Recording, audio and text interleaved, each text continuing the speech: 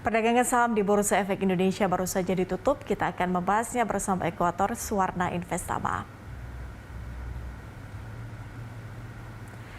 Pemirsa, IHSG ditutup melemah di level 6.600 untuk membahas prospek properti dan juga kebijakan moneter Bank Indonesia.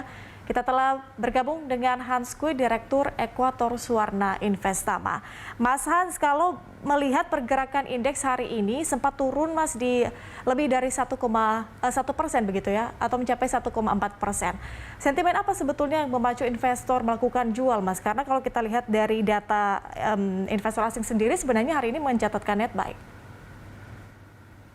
Ya, jadi kalau kita lihat pelaku pasar mengantisipasi ya, jadi potensi kelihatan kenaikan suku bunga dari Federal Reserve itu semakin nyata di depan gitu ya.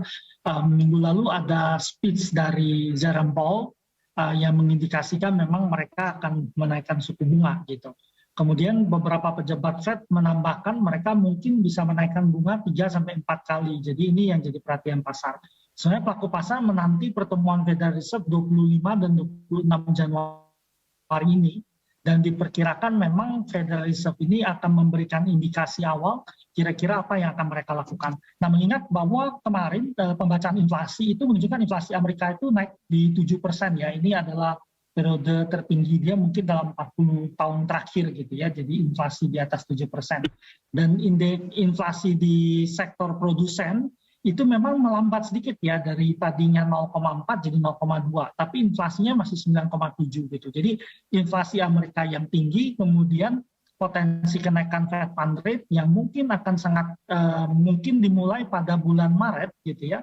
Kemudian ditambah lagi satu kekhawatiran tentang normalisasi neraca Fed ya. Neraca Fed saat ini nilainya 8,8 triliun gitu ya. Dan ada potensi dia melakukan normalisasi. Nah, ini yang menyeret IHSG kelihatan agak sedikit pelaku pasar sedikit khawatir sehingga terkoreksi turun ke bawah. Oke, Mas Hans, kalau memang pasar kemudian masih mengamati wait and see bagaimana sebetulnya kebijakan dari The Fed. Artinya sebelum atau paling tidak menunggu kebijakan dari The Fed atau FOMC meeting begitu di tahun 25 di tanggal 25 sampai 26 Januari, artinya ini indeks kita masih akan diwarnai dengan aksi jual kah sampai dengan waktu itu paling tidak? Ya, jadi memang kalau kita lihat tadinya orang banyak yang profit taking ya. Hari ini terlihat ada perlawanan ya, setelah indeks sempat turun sampai dengan level 6.530-an, indeksnya mulai berhasil rebound kembali naik ke 66 gitu ya. Jadi ada perlawanan, mulai ada orang kembali melakukan pembelian.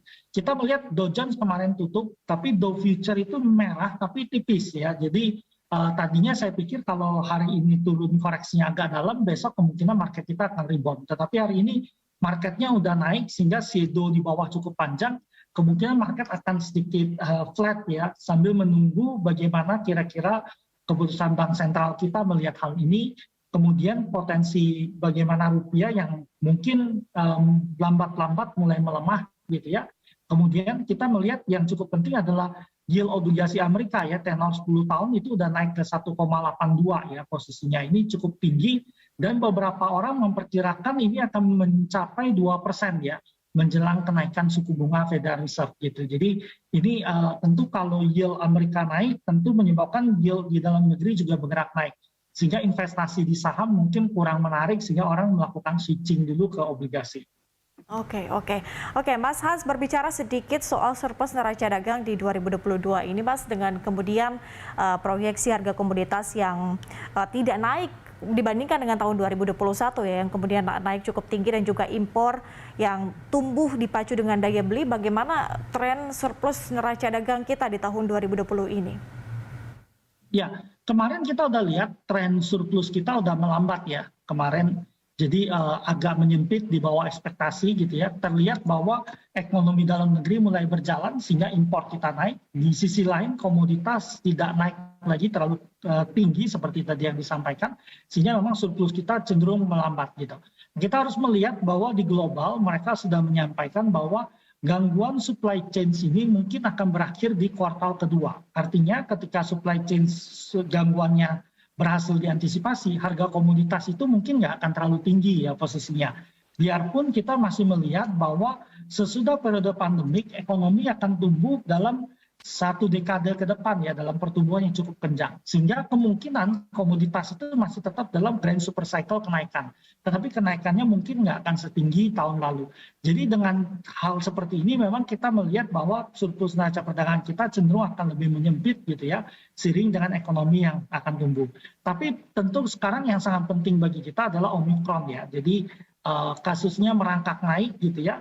Kalau kita dulu tahun lalu sempat sampai 50 ribuan gitu ya, kita mengkhawatirkan kalau tahun ini kasusnya naik sampai 200 ribuan ya per hari, itu baru mengkhawatirkan bagi kita karena tingkat orang yang masuk rumah sakit itu akan lebih rendah daripada varian Delta gitu ya. Jadi waktu Delta kita bermasalah ketika 50 ribu.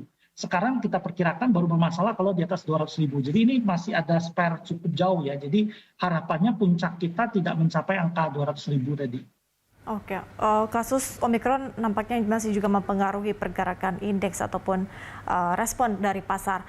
Mas Hans, kita kembali lagi mungkin tadi terkait dengan The Fed. Ini kalau dengan perkembangan sikap dari The Fed, kemudian data-data makroekonomi begitu, apakah kemudian dengan prediksi bahwa The Fed akan menaikkan suku bunga ini juga akan diikuti dengan kebijakan dari Bank Indonesia kira-kira nih Mas Hans, atau mungkin paling tidak masih mencermati yang paling dekat saja, prediksi hasil rapat Bank Indonesia pada pekan ini akan seperti apa?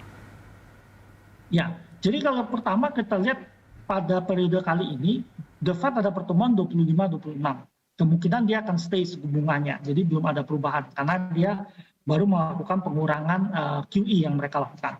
Sehingga Bank Indonesia kemungkinan akan stay juga suku bunganya, tidak mengalami perubahan. Nah, kemudian kalau kita lihat perkiraan orang, The Fed itu mungkin akan naikin bunga 3-4 kali. Karena memang inflasi mereka cukup tinggi. Kita harus ingat bahwa suku bunga The Fed sekarang 0-0,25. Artinya kalaupun ada kenaikan sampai 4 kali, suku bunga The Fed itu baru 1-1,25 gitu ya. Sehingga kalau kita lihat seandainya rupiah melemah cukup banyak, baru BI akan merespon dengan kebijakan menaikkan suku bunga. Tetapi kalau rupiah kita cukup stabil, saya pikir BI akan bertahan ya dengan suku bunga yang rendah, tetap memberikan ruang untuk stimulus pada ekonomi gitu.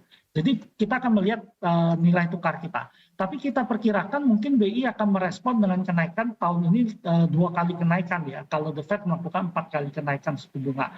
Tapi harus kita lihat suku bunga kita memang masih relatif rendah, sehingga sektor-sektor yang didukung oleh suku bunga yang rendah itu masih tetap akan menarik. Jika kemudian Bank Indonesia mempertahankan tetap dengan suku bunga rendah, Mas, bagaimana kemudian Anda memprediksi kinerja emiten properti? Ya, sektor properti ini cukup menarik ya. Jadi multiplier efeknya sangat tinggi. Jadi pemerintah memberikan banyak stimulus pada sektor properti ya, termasuk kebijakan Kementerian Keuangan memberikan beberapa stimulus pada sektor properti. Nah, sektor properti ini biasanya akan bangkit kalau sektor komoditas bergerak naik cukup tinggi gitu ya. Dan saat ini kita udah melihat komoditas sudah tinggi. Nah, artinya pengusaha di Indonesia itu punya spare dana cukup ya. Sehingga banyak orang akan mulai berspekulasi di properti. Jadi perkiraan kita properti itu harusnya dari tahun ini akan mulai bergerak naik. Booming sektor properti mungkin ada di tahun 2024 sampai tahun 2025 ya. Jadi itu akan pindah lagi ke sellers market ya, dari buyers market gitu. Sehingga sektor properti akan cukup menarik. Jadi kalau mau invest agak jangka panjang, sektor properti mungkin menjadi salah satu pilihan utama kita. Artinya kalau suku bunga rendah akan sangat signifikan mendukung pemulihan kredit emiten ya Bang ya, untuk bank maupun juga dengan ini apa tadi namanya, properti begitu. Bagaimana dengan otomotif, Mas? Betul. Ya, otomotif ini kemarin tahun lalu terbantu oleh kebijakan PPNBM yang diberikan oleh pemerintah ya. Tapi sekarang perpanjangannya hanya diberikan pada mobil yang di bawah 200 juta. Tentu kita melihat bahwa penjualan otomotif tahun ini pasti akan cenderung melambat ya. Artinya orang yang mau beli mobil udah melakukannya di tahun lalu. Tahun ini tidak ada PPNBM untuk harga yang di atas 200 juta. Sehingga pasti penjualan otomotif akan cenderung lebih melambat. Nah, harapan kita pada otomotif tentu cuman pada waktu kalau seandainya ekonomi benar-benar recovery gitu ya, ekonomi mulai berjalan, bisnis mulai jalan, orang melakukan demand yang mengganti kendaraannya untuk bisnis gitu, baru ada demand. Tapi tahun ini mungkin otomotif akan sedikit melambat dulu ya di awal-awal tahun ini. Saham-saham otomotif dan juga properti yang paling direkomendasikan di tahun ini? Ya, kita masih tetap mengambil saham seperti DSDE ya. Kita lihat di 920, 965 ini level yang bagus untuk collect. Kemudian CTRA kita juga pikir 900, 940 ini sangat bagus untuk kita koleksi. SMA di 700 sampai 740, ASRI di 140 sampai 150 bagus untuk kita collect. Memang kalau kita lihat ketika tren bunga global mulai bergerak naik gitu ya, orang akan cenderung switching ya, berpindah dari saham teknologi itu akan kembali lagi pada saham-saham yang berfundamental cukup kuat, perbankan gitu ya, jadi pilihan. Nah, tetapi kalau kita melihat bahwa komoditas yang booming tinggi, memang properti akan menarik. Jadi beberapa saham properti tadi tetap saya rekomendasikan. Oke, baik Mas Hans Kui, Direktur Ekuator Suwarna Investama. Terima kasih Mas sudah meluangkan waktu bersama Berita Satu. Terima kasih atas analisis Anda. Kita jumpa di lain kesempatan. Salam sehat.